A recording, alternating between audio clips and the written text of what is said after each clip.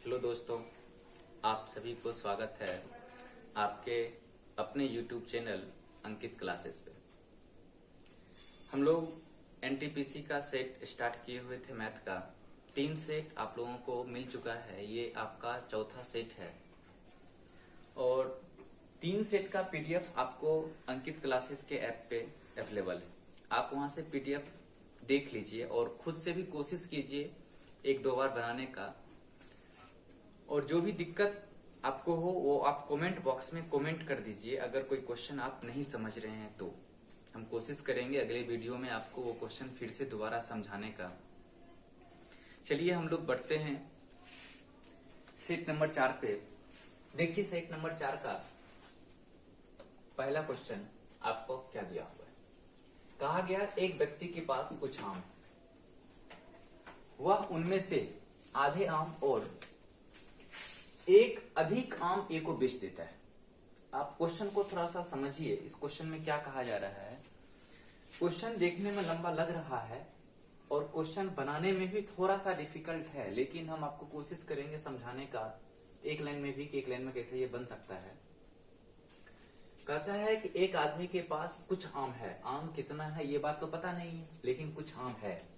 कहता हुआ उनमें से आधे और एक अधिक आम ए को बेच देता है। आधा तो दिया ही दिया और एक आमना और ज्यादा दे दिया है। उसके बाद कहता है शेष के आधे और एक अधिक आम बी को देता है। पुनः शेष के आधे और एक अधिक आम सी को दिया, फिर शेष आधे और एक अधिक आम डी को दिया। इस प्रकार अंत में उसके पास मात्र केवल एक आम बचता है। यानी ये एक आम जो बचा 4 ग्राहक को देने के बाद बचा। अब आप बताइए अंत में उसके पास एक आम बचा। कहता क्या है कि आरंभ में यानी ग्राहक को देने के पहले उसके पास कितने आम थे। चलिए हम इस क्वेश्चन को कोशिश कर रहे हैं आपको छोटा से छोटा करके बनाएं। क्या करें क्वेश्चन में,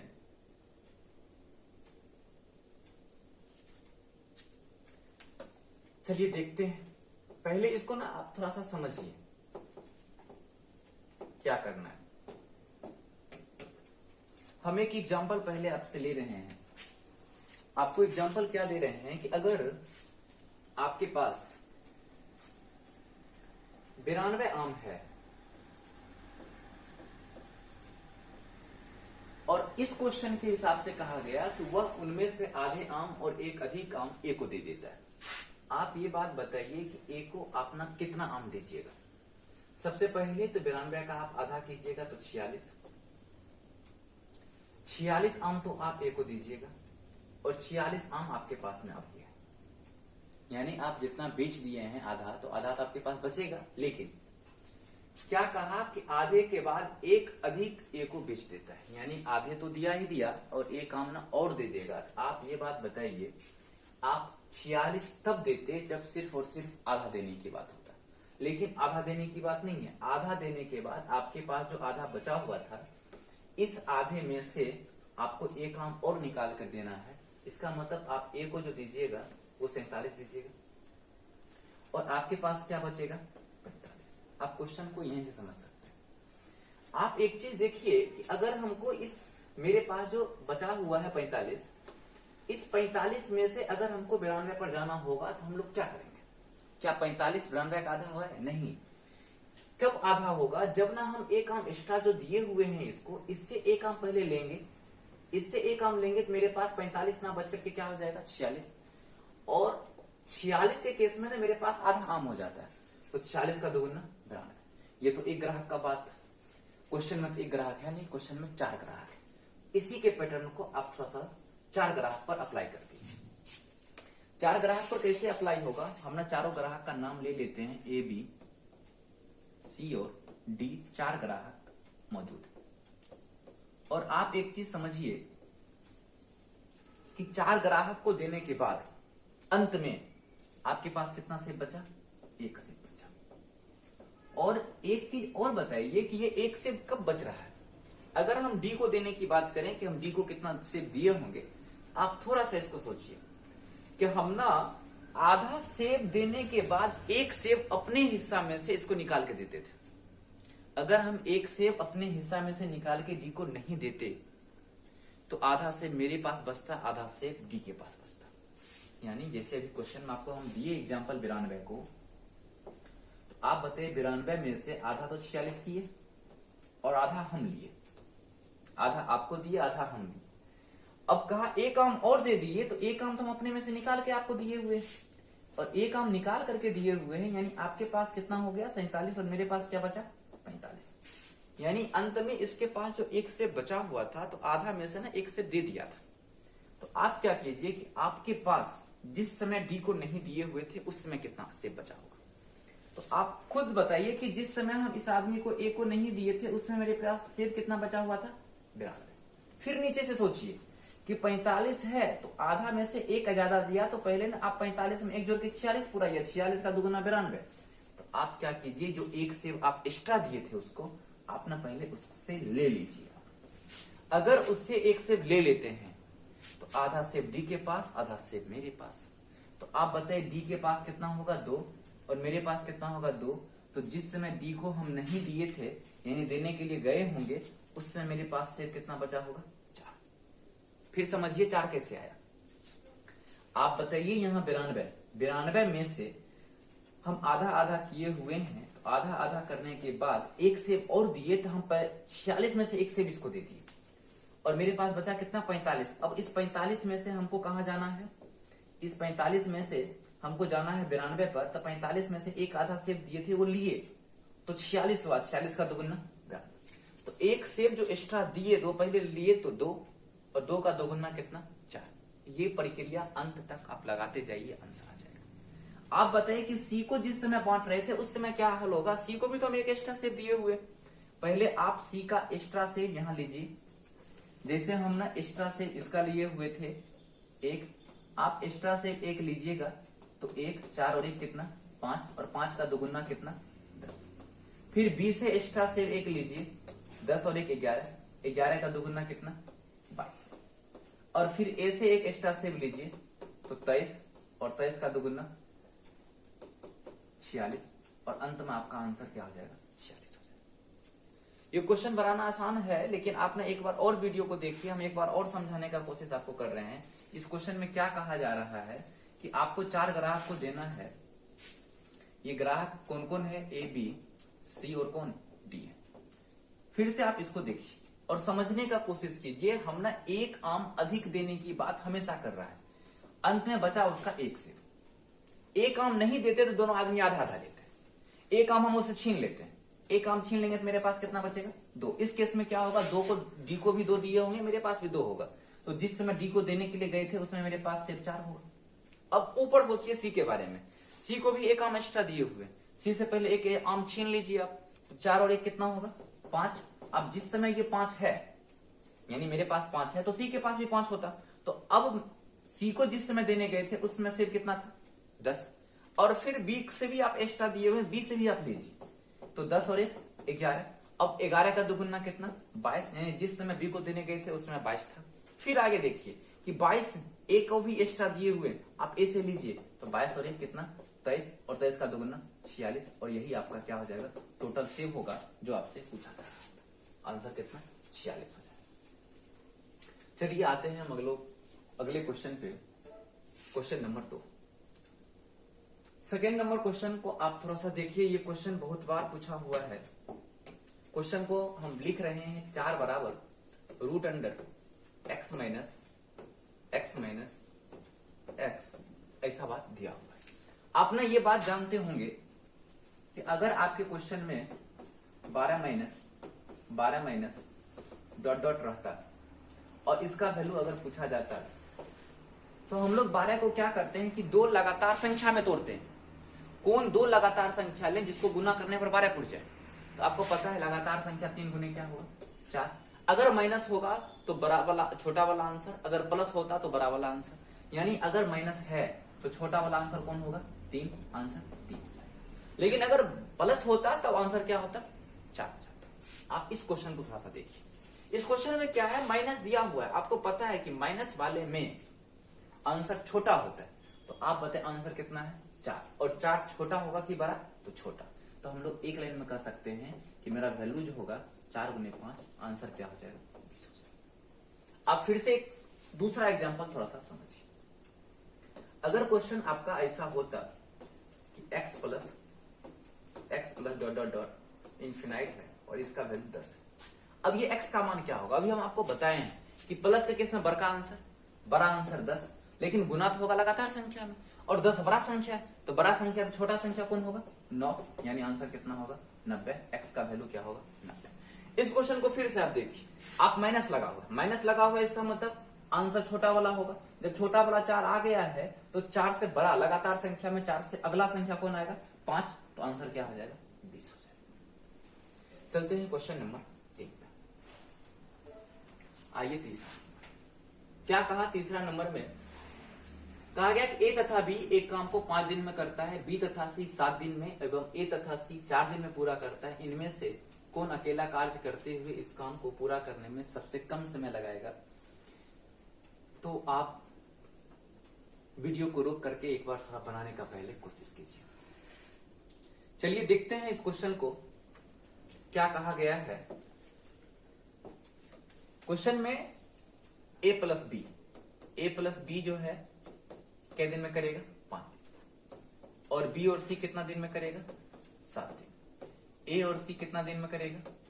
4 दिन करेगा। आपको पता है तो टोटल वर्क जो मेरा होगा इसका एलसीएम होगा, और इसका एलसीएम आप ना लीजिएगा कितना, तो आप 7, 5 और 4 का एलसीएम जो होगा वो 140 हो जाएगा, यानी टोटल काम आपका 140 है। आप बताइए कि अगर कोई आदमी 5 दिन में 140 काम करेगा तो एक दिन में कितना करेगा? 28। कोई आदमी 7 दिन में 140 काम करेगा तो एक दिन में कितना करेगा? 20। कोई आदमी 4 दिन में 140 काम करेगा तो एक दिन में कितना करेगा? 35। बात समझ गए? चलिए देखिए, अब आप बताइए कि अगर हम इस सारा आदमी को काम करवाना शुरू कर दे तो ए क्या बार काम करेगा? 2 बार। बी क्या काम करेगा? 2 बार। और सी कितना काम करेगा? 2 बार करेगा। अगर 2 ए प्लस बी प्लस सी काम करने आ रहा है, आपका काम कितना हो रहा है? अब देख रहे हैं 35, 20, 28 सबको अगर जोड़ दिया जाए तो कितना हो जाएगा? आप सबको जोड़ते हैं तो 35 और 20 55, 55 और 28 कितना हो जाएगा? 83, यानी सारा काम मिल करके कितना होगा? 83 हो जाएगा। अब आप ही बता दीजिए कि आपको काम कितना था? 140, लेकिन हमको निकालना है एबीसी इस काम को कितना दिन में कर सकता है, तो हम ये भी बात बता सकते हैं। एबीसी आप बताइए कि जब क्वेश्चन में 2 काम कर सकते हैं, या तो आप एबीसी को काम करवाइए तो एक दिन में 83 का आधा काम करेगा, नहीं तो आप ये काम क्या कीजिए कि हम ना 2 एबीसी को काम करवा देते हैं और काम को ही बढ़ा देते हैं, काम को बढ़ा करके 280 कर देते हैं। क्यों? क्योंकि 2 गुना आदमी है तो 2 गुना काम भी करवा लीजिए आप। तो आप ना दोनों काम करवा सकते हैं, या तो आप 2 गुना काम करवा लीजिए 280, या फिर आप क्या कीजिए कि आप ना एबीसी का वैल्यू निकाल लीजिए जो 83/2 हो जाएगा। आप दोनों में से जो काम करना चाहते हैं आप वो कर सकते हैं। अब एबीसी अगर काम करे तो हम लोग लिख सकते हैं 280 और बट्टे में कितना? 83। अब देखिए सेम काम होता अगर हम लोग कहते नहीं हम ना एबीसी को ही काम करवाएंगे, आप बताइए एबीसी काम करता तो 83 बटे कितना करता? 2 काम करता। टोटल काम कितना था? 140। आप बताइए ये तो एक दिन में ना काम करता, ये एक दिन में इतना काम करता है, आप बताइए दिन कितना लगा देता? तो हम लोग करते 140 बटे 83 और बटे 2, और 2 ऊपर चला जाता, यानी कितना दिन लगाता? 280 बटे 83 दिन, जो कि हम लोग निकाल चुके हैं 280 बटे 83 दिन। अब आप क्या कीजिए, आपसे क्वेश्चन में क्या कहा कि एबीसी में से सबसे कम समय कौन लगाएगा? आप हमको ये बात बता सकते हैं। अगर हमको ए का निकालना होगा तो ए को निकालना होगा तो घटाना किसको पड़ेगा? बी और सी को हटाना पड़ेगा। तो हम ना जान रहे हैं कि अगर ए को हटा दे, ए को निकालना है तो बी और सी को हटा दे, तो बी और सी मिलकर के काम कितना करेगा? 20 काम को हटा देंगे तो 20 काम को हटा दिया जाए तो काम कितना होगा, यानी काम कितना बचेगा करने के लिए। तो आप अगर 2abc अगर आ रहा है तो मेरा काम जो हो रहा है वो कितना हो रहा है? 83। और एबीसी अगर तीनों आदमी मिलकर के काम करेगा तो एबीसी तीनों आदमी मिलकर के अगर काम कर रहा है, यहाँ पर एबीसी नहीं है यहां पर 2 ABC है। अब यहां से अगर A को निकालना है तो निकालना किसको पड़ेगा, B और C को। चलिए हम लोग निकालते हैं, या फिर आप एक काम ऐसा कर लीजिए कि काम को आप 140 ही रहने दीजिए और 2 को ना आप भेज दीजिए। क्यों? क्योंकि अब A को निकालिएगा तो यहां थोड़ा सा प्रॉब्लम आपको होगा। तो आप ना इस चीज को क्या कीजिए, हटा दीजिए, इस 2 को हटा देते हैं।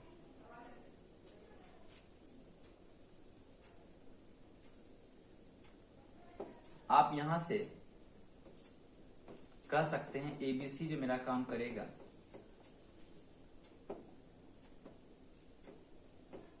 वो 83/2 काम करेगा। अब यहां आप अगर A का निकालिएगा एक दिन का काम, ये तो तीनों मिलकर के काम करेगा, और तीनों मिलकर के काम करेगा तो तीनों मिलकर के काम करेगा कितना, 41.5। ये एक दिन का ना काम है। अगर हमको B और C का निकाल दिया जाए काम, तो B और C का कितना काम निकल जाएगा, 20। बचेगा कितना, 41.5 में से अगर 20 निकल गया तो वैल्यू कितना बच जाएगा, तो वैल्यू बचेगा 21.5, और टोटल काम कितना, 140। तो एक को जो टाइम लगेगा वो 140 बट्टे 21.5, ये A का एक दिन का काम। B का निकालना होगा तो टोटल काम 140 बट्टे B का निकालना होगा तो घटाना किसको पड़ेगा, A और C को। A और C का एक दिन का काम कितना, 35। आप बताए 41.5 में से 35 निकल गया तो बचेगा कितना, 6.5। अगर C का निकालना होगा तो 140, और बट्टे में C का वैल्यू कितना, C का निकालना होगा तो A और B को घटाना पड़ेगा। A और B को घटाएंगे तो कितना घटेगा, 28 घटेगा। तो आप बताइए कितना बचेगा, 13.5। आप ना फ्रैक्शन में एक बात जानते होंगे कि अगर आपका हर बराबर हो गया तो जो वैल्यू अंश का सबसे बड़ा है उसका मान सबसे कम आएगा, और जो वैल्यू अंश का सबसे छोटा, हर का सबसे छोटा है उसका वैल्यू सबसे ज्यादा आएगा। तो सबसे ज्यादा दिन कौन लगाएगा, B, और सबसे कम दिन कौन लगाएगा, A लगाएगा। यानी हम कह सकते हैं A सबसे अधिक दिन लगाएगा और B सबसे कम दिन। ऐसा बात क्यों बोल रहे हैं, आपको फिर समझिए। अगर आपका अंश सबका बराबर हो गया तो हर का वैल्यू में जिसका हर सबसे ज्यादा होगा उसका मान सबसे कम आएगा, और जिसका हर सबसे ज्यादा होगा, जिसका हर सबसे छोटा होगा उसका मान सबसे ज्यादा आएगा। तो ये हम ना उल्टा अभी लिख दिए हैं, ये वैल्यू सबसे अधिक आएगा और ये वैल्यू सबसे कम आएगा। ये वैल्यू सबसे कम आएगा और ये वैल्यू सबसे अधिक आएगा। आप इसको हम दूसरा तरीका से भी आपको हम बता रहे हैं, ये इसका बेसिक तरीका था बनाने का। आप वैसे अंश और हर का बात थोड़ा सा और समझिए। अगर हम सिर्फ 10 में एक तरफ 2 से भाग लगा दें, एक तरफ 5 से भाग लगा दें, आप बताए इसका वैल्यू आएगा 5 और इसका वैल्यू आएगा 2। हम आपको क्या बताए थे कि हर का मान अगर कम है तो उसका मान ज्यादा आएगा, हर का मान अधिक है तो उसका वैल्यू कम आएगा। तो हर का मान सबसे अधिक है तो इसका वैल्यू सबसे कम, इसका हर का मान सबसे कम, इसका वैल्यू सबसे अधिक। यानी सबसे ज्यादा दिन लगाने वाला B होगा और सबसे कम दिन लगाने वाला कौन होगा, A। और कहा गया सबसे कम समय कौन लगाता है, सबसे कम समय कौन लगाता है, A लगाता है। लेकिन इतना काम नहीं करना है हम लोगों को। क्या करना है तो समझते हैं। आप ये बात बताइए, इस क्वेश्चन को कुछ नहीं लिखना है, आप क्वेश्चन को ही पढ़ करके अपना आंसर लगा सकते हैं। कैसे लगाएंगे सो समझिए। A और B क्या दिन में करेगा, 5 दिन। B और C क्या दिन में करेगा, 7 दिन। A और C क्या दिन में करेगा, 4 दिन। अब आप ये बात बताइए, आपसे पूछा गया सबसे कम समय कौन लगाता है, तो सबसे कम समय अगर लगाने वाला क्वेश्चन पूछे तो आप देखिए कि आपका दिन 5, 7 और 4 में सबसे ज्यादा समय कौन ले रहा है। तो सबसे ज्यादा समय लेने वाला कौन है, 7। इस 7 में कौन कौन आदमी काम करेगा, इस 7 में B और कौन करेगा, C। सबसे ज्यादा समय में जो आदमी काम नहीं करता है वो सबसे कम समय लेता है। यानी सबसे ज्यादा समय में B और C काम कर रहा है, तो और B और C क्या दिन में किया, 7 दिन में। इस पूरे क्वेश्चन में सबसे कम समय अगर पूछेगा तो ये 5, 7 और 4 में जो वैल्यू सबसे ज्यादा है, सबसे ज्यादा किसका है? 7 का। 7 में कौन कौन आदमी काम करेगा? बी और सी। और उसमें ना जो आदमी नहीं है वो सबसे कम समय लेता है। तो आप बताइए बी और सी में कौन नहीं है? तो ए। तो सबसे समय कम कौन लेगा? ए। अगर ये कहता सबसे ज्यादा समय कौन लेता है तो सबसे कम समय वाला कौन है? 4, 7 और 4 में सबसे कम समय कौन लेगा? 4। तो 4 में काम कौन कर रहा है? ए और सी। क्या दिन में? 4 दिन में। आप बताइए कि इसमें कौन आदमी नहीं है? तो बी। तो सबसे अधिक समय कौन लेगा? बी लेगा। आप देख चुके हैं, हम आपको बता चुके थे नियम से भी कि बी सबसे अधिक लेता है और ए सबसे कम लेता है। इस क्वेश्चन का आंसर क्या हो जाएगा? ए। चलिए आइए अगले क्वेश्चन पे। क्वेश्चन नंबर 4 देखिए। चौथा नंबर क्वेश्चन में क्या कहा जा रहा है? ये नाव और धारा का क्वेश्चन है। कहता है एक आदमी शांत जल में 4.5 किलोमीटर की चाल से जाता है और पता है कि शांत जल में जाने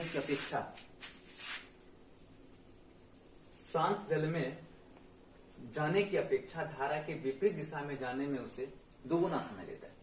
तो कहता है धारा की चाल क्या है? बड़ा आसान क्वेश्चन ये भी है। आप ये बात बताइए कि समय को 2 गुना कर रहा है, लेकिन एक चीज आपको ध्यान होना चाहिए, क्वेश्चन में कहा कि शांत जल में जाने की अपेक्षा और धारा के विपरीत जाने में उसे क्या किया? 2 गुना समय लिया। तो आपने पहले समय के बारे में देख लिया। शांत जल, कोई बात नहीं है, शांत जल लिखिए। और एक क्या कहा? विपरीत दिशा। विपरीत दिशा अभी हम आपको नहीं बताए हैं, चैप्टर तो ये पढ़ाई नहीं है। शांत जल को x मान लेते हैं, विपरीत दिशा को n मान लेते हैं, तो उसका और ज्यादा बन जाता है। समय के बारे में क्या कहा कि 2 गुना समय लेगा। मतलब ये अगर 1 समय लेगा तो ये समय कितना लेगा? 2 समय लेगा। आपको पता होना चाहिए कि समय का जस्ट उल्टा जो है ना वो स्पीड होता है। स्पीड 2:1 हो जाएगा। अब आप बता दीजिए कि शांत जल में मेरा स्पीड 2 है, लेकिन आपके क्वेश्चन के हिसाब से शांत जल में स्पीड कितना है? 4.5। तो 2 का वैल्यू किसके बराबर होगा? 4.5 के बराबर होगा। तो 1 का वैल्यू किसके बराबर होगा? 1 का वैल्यू 1.5 के बराबर नहीं, 1 का वैल्यू 1.5 के बराबर नहीं होगा। इसका तो आधा करना पड़ेगा। तो आप इसका आधा कर सकते हैं। इसका आधा कितना होगा? 1 का वैल्यू जो होगा वो 2.25 हो जाएगा। अब ना ये चीज आप जान गए हैं कि वो विपरीत दिशा में जा रहा है। तो विपरीत दिशा में गया तो विपरीत दिशा का मतलब क्या होता है? x माइनस क्या? y। और x माइनस y का वैल्यू 2.25 हो गया, यानी 2.25 हो गया। तो आप कह सकते हैं कि मेरा धारा की चाल जो है, धारा की चाल नहीं पूछा गया, हाँ धारा की चाल क्या हो जाएगा ये आपसे पूछा गया। तो हम लोग कह सकते हैं कि धारा की चाल क्या होगा? 4.5 में से इस दिशा में जा रहा है तो x माइनस y का वैल्यू जो है वो आपको 2.25 है। और x का वैल्यू आप जान रहे हैं कि x का वैल्यू 4.5 है। इसमें से 2.25 घट जाएगा, ये y होगा, और y का वैल्यू 2.25 होगा। इस क्वेश्चन में ये बात नहीं देना चाहिए था। इस क्वेश्चन में थोड़ा सा मिस्टेक हो गया है। यहाँ शांत जल की जगह पर धारा की दिशा में होना चाहिए और एक तरफ धारा का विपरीत होना चाहिए, लेकिन ऐसा बात नहीं दिया, कुछ मिसप्रिंट हो गया। इस वजह से इसका आंसर जो होगा वो 2.25 ही हो जाएगा। क्यों होगा फिर समझिए। शांत जल में क्या है कि यहाँ पर आपको धारा सपोर्ट नहीं कर रहा है, वो शांत जल में चल रहा है। और विपरीत दिशा में क्या है कि इसको धारा जो है वो रोक रहा है तो चाल घट जाता है, और चाल घटेगा तो टाइम ज्यादा लगेगा ही लगेगा। इसका टाइम 1 था, इसका टाइम 2 है, और टाइम का जस्ट उल्टा स्पीड होता है। इसका स्पीड 2 होगा, इसका स्पीड 1 होगा। जब स्पीड 2 था तो शांत जल का चाल 4.5 था, 4.5। स्पीड 1 हो जाएगा, इसका स्पीड 1 होगा तो 2 का आधा, यानी 4.5 का आधा 2.25 हो जाएगा। आप खुद बताइए, इधर सिर्फ विपरीत दिशा में रोका, यानी आपको रोक रहा है, 4.5 से रोक करके कहां पहुंचा दिया? 2.25। रोक कौन रहा है? आपको धारा के विपरीत दिशा में जा रहे हैं तो धारा रोक रहा है। तो 4.5 में से कितना रोक करके 2 पहुंचा दिया? 2.5 पर। तो 4.5 में से 2.25 को घटा दीजिए, आपका वैल्यू 2.25 आ जाएगा। आपने बगल में कहीं पर 2.25। लेकिन अगर क्वेश्चन को आप उलट लीजिएगा, यानी थोड़ा सा चेंज कर लीजिएगा, इस शांत जल में इस शांत जल को आप हटा करके अगर आप ऐसा कर देते हैं कि धारा के दिशा में जाने की अपेक्षा धारा के विपरीत लग रहा है, तब फिर क्वेश्चन का आंसर अलग आ जाएगा, तब ऑप्शन में से आ जाएगा। आप ऐसा बना लीजिएगा। चलिए आते हैं क्वेश्चन नंबर 4 पे। चौथा नंबर क्वेश्चन में देखिए क्या कहा गया है। कहा गया कि ए साधारण ब्याज पर 12% वार्षिक दर से 800 रुपया उधार लेता है और बी साधारण ब्याज पर क्या परसेंट 10% वार्षिक दर से 910 रुपया उधार लेता है। तो कहता है कितने वर्ष में उनका कर्ज समान हो जाएगा। आपसे ये नहीं कहा गया कि ब्याज बराबर हो जाएगा। कर्ज का मतलब जो मूलधन लिए हैं वो तो है ही, और जो ब्याज जुट जाएगा वो दोनों को मिला करके जो अमाउंट होता है मिस्टर धन वो बराबर हो जाना चाहिए। तो अब देखिए इस क्वेश्चन में कुछ लगा हुआ है कि मेरा जो ब्याज चल रहा है वो ब्याज किससे चलेगा, साधारण ब्याज।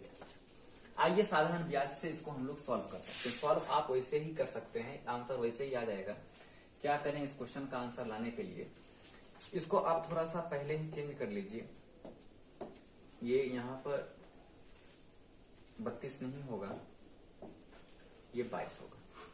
अब देखिए क्वेश्चन में क्या कहा गया है कि साधारण ब्याज पर 12% वार्षिक दर से 800 रुपया उधार लेता है और 10% से 910 रुपया उधार लेता है। हम देख रहे हैं एक तरफ 800 रुपया उधार लिया, एक तरफ कितना लिया 910, एक तरफ रेट 12% और एक तरफ रेट कितना 10%। आप कितना समय होगा इस चीज को आप छोड़ दीजिए, पहले ना 1 साल का ब्याज देख लीजिए, किसका ब्याज ज्यादा है, इसका ब्याज ज्यादा है, किसका ब्याज ज्यादा। अगर 12% ब्याज लेने की बात कर रहा है तो 1 साल का ब्याज 1296। क्यों? क्योंकि 1% का वैल्यू 8, 12% का वैल्यू 1296, 10% का वैल्यू निकालिएगा तो एक अंक के बाद 10 यानी 91। आप कह सकते हैं ये 1 साल का ब्याज 91 रुपया, ये 1 साल का ब्याज 96 रुपया। प्रत्येक साल कितना ब्याज ज्यादा लेगा, तो प्रत्येक साल ना 5 रुपया ज्यादा लेगा। किसकी अपेक्षा, इससे ये ज्यादा ले रहा है। अब आप खुद बताइए कि इसका अमाउंट बराबर होने के लिए ये अमाउंट कितना ज्यादा था, 800 और 910, अमाउंट 110 बराबर है। ये 110 को पकड़ेगा, ये 800 वाला 110 को पकड़ेगा। क्यों? क्योंकि इसका 800 था, इसका 910 था, यानी 800 से ये 110 ज्यादा है, लेकिन ब्याज प्रत्येक साल ये 5 लेता है ज्यादा। यानी एक साल ये 91 लेगा, ये 96 लेगा, तो एक साल में ब्याज क्या रुपया ज्यादा लेगा, तो 5 रुपया ज्यादा लेगा। लेना कितना रुपया है, 110। तो आप बताइए कितना समय लगेगा। जब एक साल में 5 रुपया ज्यादा ले रहा है और ज्यादा 110 लेना है तो 5 से भाग लगा लीजिए, यानी आंसर क्या हो जाएगा, 22 वर्ष हो जाएगा। अब एक चीज ध्यान रखिए, ये 5 कहां से ले आए, तो ये 5 जो लाए हैं ना वो 96 माइनस 91। क्यों? ये 91 रुपया ब्याज लेगा, ये 96 लेगा, यानी एक साल में कितना 5 रुपया ज्यादा लेगा। और आपको मूलधन जो था ये 800 और ये 910 है, मूलधन ज्यादा कितना है 110, यानी 110 रुपया को पकड़ना है। अगर हम 5 रुपया इसमें से निकाल लें तो इसका ब्याज तो बराबर हो जाएगा। तो ब्याज बराबर चल रहा है लेकिन 5 ज्यादा है, पकड़ना 110 को है, तो 110 में 5 से भाग लगा लीजिए, आपका आंसर 22 साल आ जाए और आंसर आपका सी नंबर ऑप्शन हो जाए। आइए क्वेश्चन नंबर 6 पर। 6 नंबर क्वेश्चन में क्या कहा गया है, कहता है एक राशि चक्रवृद्धि ब्याज की दर होने पर 3 वर्ष में 8 गुनी हो जाती है। आप सब आदमी ये क्वेश्चन को जानते हैं बनाने के लिए। क्या कहा, 3 वर्ष में 8 गुनी हो जाती है। आगे कहा गया कितने समय के बाद चक्रवृद्धि ब्याज की दर से 16 गुनी हो जाएगी। आप ये बात बताइए, क्वेश्चन में क्या कहा, 16 गुनी। हम लोगों को इस टाइप के क्वेश्चन जब भी आता है तो हम लोग क्या करते हैं, जो गुना का क्वेश्चन है उसको क्या करते हैं, दोनों क्वेश्चन में से दोनों का बेस बराबर करना है। क्या 8 को 2 के पावर 3 लिख सकते हैं, तो लिख सकते हैं। हम 8 को 2 के पावर 3 लिख सकते हैं और 16 को 2 के पावर 4 लिख सकते हैं।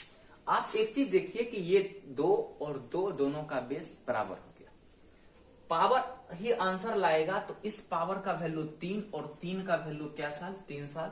जब 3 का वैल्यू 3 साल होगा तो 4 का वैल्यू कितना होगा, 4 साल, और आंसर आपका 4 साल।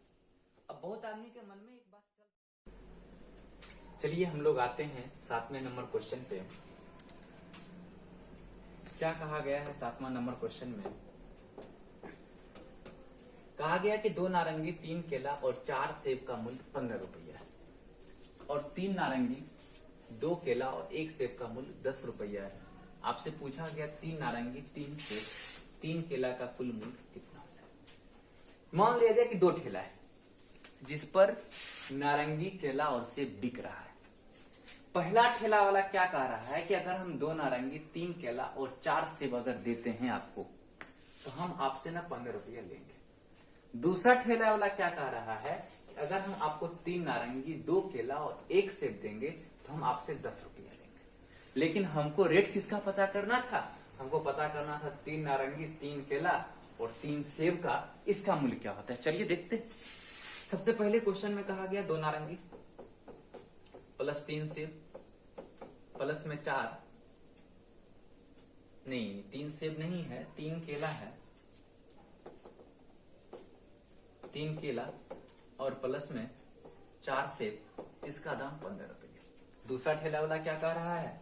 कहते हैं नहीं 3 नारंगी 2 केला और 1 सेब का जो रेट होगा वो 10 रुपया होगा। और हमको क्या पता करना था? 3 नारंगी 3 सेब और 3 केला का। हमने क्या किए कि दोनों ठेला वाला सामान खरीद लिए तो क्या वो खरीदाया?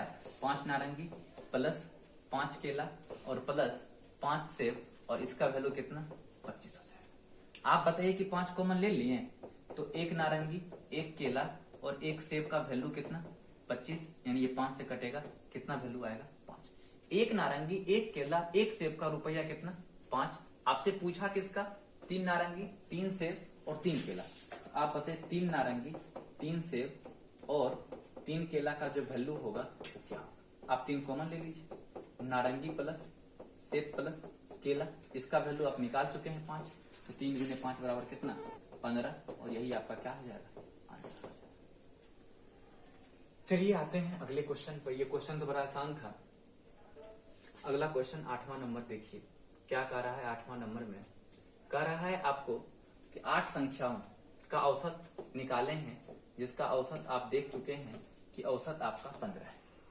बाद में पता चलता है, लगता है कि औसत परिकलित करते समय एक संख्या 36 को गलती से 26 पढ़ लिया तो सही औसत। आपको पता है हम आपको बोले कि औसत बनाना हो तो आप ना क्या कीजिए, आप ना इसका इस बॉक्स का प्रयोग कीजिए।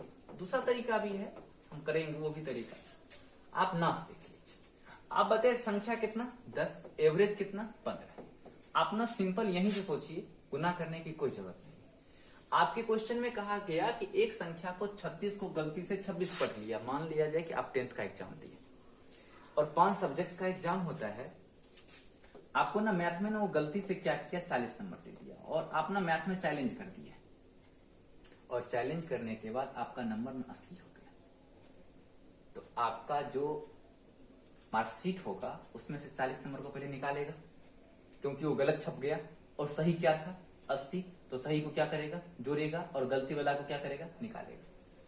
तो क्वेश्चन में क्या कहा गया कि 36 को गलती से 26 पढ़ा, जो गलती से हो रहा है 40 गलती से जो दिया उसको माइनस और जो सही होगा उसके साथ प्लस। और क्या किया? 36 को गलती से 26 पढ़ लिया, तो आप बताए 26 निकल जाएगा और सही क्या था? 36। क्वेश्चन यहीं से बन जाएगा।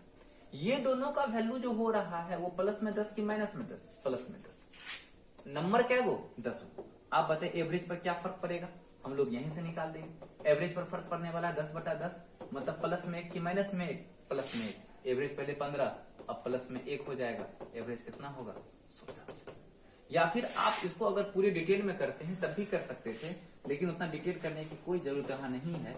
NAS आपको कहा गया 10, 15, आप बताए टोटल वैल्यू कितना? 150। क्वेश्चन में कहा 26 निकलेगा 36 आएगा, 26 निकलेगा 36 आएगा, इसका मतलब वैल्यू कितना? प्लस 10। तो 150 और 10 मिलकर कितना? 160। अभी भी संख्या तो 10 है। आप बताए एवरेज कितना हो जाएगा?